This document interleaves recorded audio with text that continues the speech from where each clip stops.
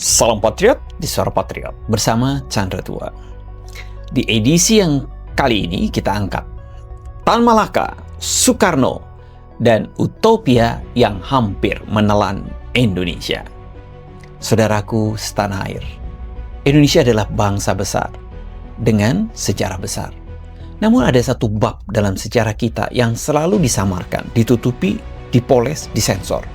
Karena kebenarannya terlalu pahit. Indonesia pernah berada satu langkah dari menjadi negara komunis. Hari ini kita membuka bab merah itu. Bukan untuk membenci siapapun, tetapi untuk mengerti betapa tipis jarak antara keberadaban dan bencana. Tan Malaka, sang jenius yang tersesat oleh utopia. Tan Malaka bukan orang bodoh, ia sangat pintar. Ia berani, ia idealis, ia mencintai Indonesia. Dan justru disitulah tragedi dimulai. Karena utopia komunis tidak menipu orang bodoh. Utopia komunis menipu orang-orang cerdas yang terlalu percaya konsep dunia sempurna. Tan Malaka melihat komunisme bukan sebagai tirani, tetapi sebagai jalan keluar dari kolonialisme, alat pembebasan rakyat, sistem yang menumbangkan ketidakadilan, mimpi kesetaraan sempurna. Ia tidak melihat Gulag, ia tidak melihat kelaparan China, ia tidak melihat genosida yang belum terjadi. Karena saat itu dunia belum tahu wajah asli komunisme. Maka Tan Malaka masuk, bukan karena jahat, tetapi karena tertarik oleh janji indah. Hal yang sama yang menipu banyak bangsa lain. Dan inilah pelajaran pentingnya. Ideologi jahat paling mudah menjerat orang yang sangat ingin melihat dunia menjadi baik. Tan Malaka tidak salah niat. Yang salah adalah arah utopia yang ia pilih. Soekarno, sang pemimpin besar yang berjalan di tepi jurang. Soekarno adalah raksasa sejarah, negarawan besar, orator ulung, pemikir brilian.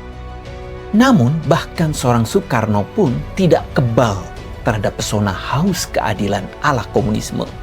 Dalam pencariannya terhadap jalan besar Indonesia, Soekarno mencoba meramu nasionalisme, agama, dan komunisme. Itulah Nasakom. Gagasan ini terlihat indah, persatuan semua kekuatan bangsa. Namun seperti semua utopia yang terlihat indah, justru menyimpan racun. Karena bagaimana mungkin nilai spiritual, agama, nilai kebangsaan, nasionalisme, dan materialisme anti Tuhan, komunisme, disatukan dalam satu wadah tanpa konflik mematikan. Inilah kontradiksi yang akhirnya meledak di tahun 1965. Indonesia hampir pecah, hampir menjadi negara komunis terbesar keempat di dunia, hampir mengikuti jejak China dan Soviet, hampir kehilangan Pancasila, dan kehilangan masa depan. Semua berawal dari utopia persatuan ideologi yang secara moral tidak mungkin berdiri bersama. Indonesia selamat bukan karena kekuatan politik, tapi karena moralitas bangsa ini masih hidup.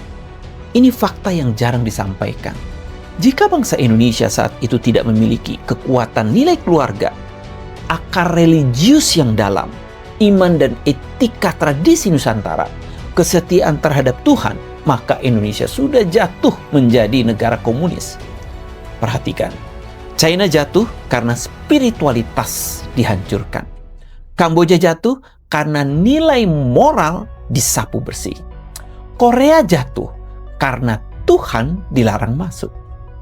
Indonesia tidak jatuh karena moral dan iman rakyatnya masih hidup. Ini rahasia besar sejarah yang tidak bisa disangkal. Bangsa yang masih terhubung dengan Tuhan lebih sulit ditipu oleh ideologi utopia. Itulah yang menyelamatkan kita. Indonesia nyaris menjadi China, tetapi tangan Tuhan masih menjaga. Bayangkan, jika sejarah sedikit berbeda, Indonesia menjadi rezim komunis terbesar di Asia Tenggara. Pancasila hilang, agama dimusuhi, keluarga dihancurkan, negara menjadi Tuhan. Kebebasan politik lenyap, rakyat dicuci otak sistematis, dan PKC menjadi kakak ideologis Indonesia. Itu bukan imajinasi, itu skenario yang nyaris terjadi. Namun bangsa ini dengan segala kelemahannya masih memiliki kekuatan moral, doa, iman, budaya, tradisi, dan spiritualitas. Dan itulah perisai terbesar kita. Indonesia hampir jatuh, namun diangkat kembali. Saudaraku, episode ini bukan untuk menghakimi tokoh-tokoh besar bangsa. Mereka manusia dengan visi besar, namun terjebak dalam perang ideologi global. Pelajarannya sederhana, namun dalam. Jika tokoh jenius pun bisa tertipu oleh utopia, apa kabar generasi muda hari ini yang hidup dari TikTok dan algoritma? Kita hampir kehilangan Indonesia sekali. Jangan biarkan itu terjadi lagi. Karena jika moral bangsa ini padam, tidak ada benteng yang tersisa. Dalam episode selanjutnya, kita akan membahas musuh yang kini berdiri tepat di sebelah kita. PKC, ancaman terbesar bagi Asia dan Indonesia. Mari sebarkan narasi ini. Like, comment, share kepada generasi muda. Suara Patriot untuk Indonesia berdaulat.